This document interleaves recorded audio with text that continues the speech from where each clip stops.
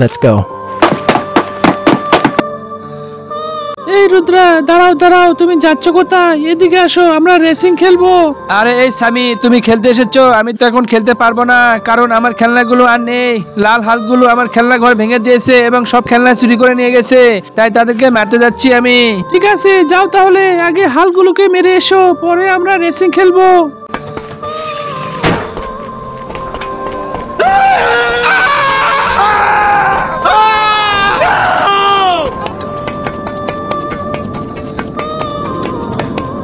আরে এই রুদ্রা, তুমি এত রাগান্বিত হয়ে যাচ্ছ কোথায়? তোমাকে কেউ মেরেছে নাকি? আমাকে বলো, আমি সব তছনছ করে দেব।